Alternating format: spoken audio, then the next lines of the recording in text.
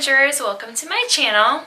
So first of all, new hair. Yes, it's a change. I'll be keeping it probably throughout the fall and the winter, just to mix it up a little bit.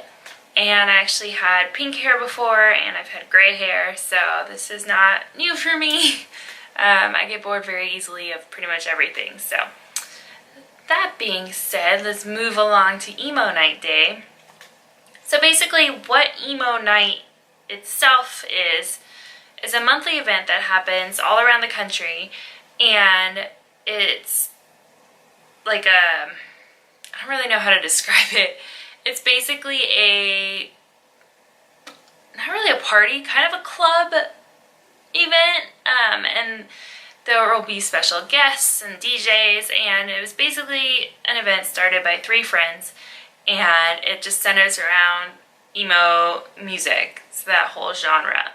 And it happens the first Tuesday of every month here in LA, and then around the country I'm not sure when it takes place, but I believe around the country it's also once a month.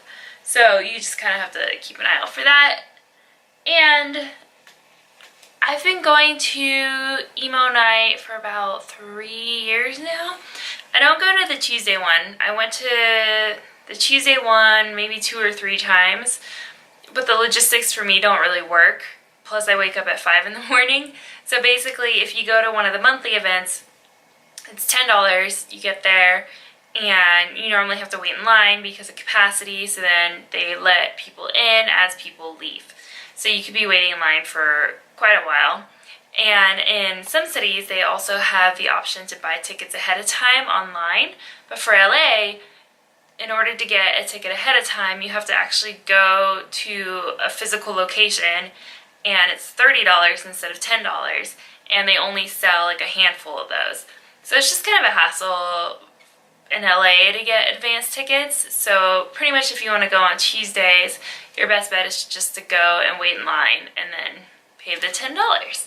So what Emo Nite Day is every year they throw a larger event to basically celebrate their anniversary of Emo Nite launching. And it did launch here in LA, so that's why Emo Nite Day is in LA as well. And it's kind of the same sort of vibe, but just bigger, and the special guests are bigger, and you'll have actual like full bands instead of acoustic performances. So the first time that I went a few years ago, the headliner was All American Rejects, and it was still pretty small, and they kept it in the same venue as the regular Emo Nights. But then the second year it moved to a larger venue, and the headliner was The Used. And then last year was also Demi Lovato was there, and so was Machine Gun Kelly. So those were kind of the 3 bigger acts. And then for this year, the headliner was All Time Low and Dashboard Confessional, and then there was also Mayday Parade. And then if you watch a lot of YouTube and you know the Vlog Squad, Scotty Sire, he just released an album yesterday actually, and he was there performing, and this is actually some of his merch. So I was stuck in traffic and I missed his set, which I was really upset about, but I did run into him and Zane and a few of the other Vlog Squad members, so that was kind of cool because I'm a huge YouTube nerd, obviously, since I'm on here. But yeah, so basically the Emo Nite Day is still pretty inexpensive. So if you buy tickets early enough, it's $35, and then today tickets were $50. So it does go up a little bit, but it's still very reasonable. And then in addition to that, at the actual event, they have food trucks, and then they also have different vendors. So like Hot Topic was there, To Write Love on Our Arms was there, and they did have parking on site, which was $20, and I actually parked. It's right next to the location that it takes place in currently is the Shrine Auditorium, which happens to be right across the street from USC in downtown LA. So when I normally go to the Shrine, I'll park at USC in one of the parking structures, and it's like $20. Today it was $25 because there was also a USC football game. But then at the Shrine they did have on-site parking, which was $20, which I didn't know, so I paid an extra $5. But all the parking's really, really close. And the neighborhood in itself is not the best, so I would definitely use one of the parking structures or park very closely to the venue, especially if you're going by yourself. To get in, it wasn't really a hassle. I didn't have to wait in line at all to get in. I did show up kind of early. I was there around 5:45 and doors opened at 4. And then security was kind of standard, bag check, metal detector pat down, nothing crazy. I did buy water. Water was $3, so it's still pretty reasonable. I'm not sure how much the drinks were. And they had a merch booth that had some of the performers merch there, and then they also had the Emo Nite merch booth. And the merch for Emo Nite is actually pretty legit, and they keep doing collaborations with different companies. So I know either earlier this year or last year they did a collab with Pleasures, and that was really cool. And then their merch is actually pretty solid. Like, I have a bomber jacket from them, which is really nice.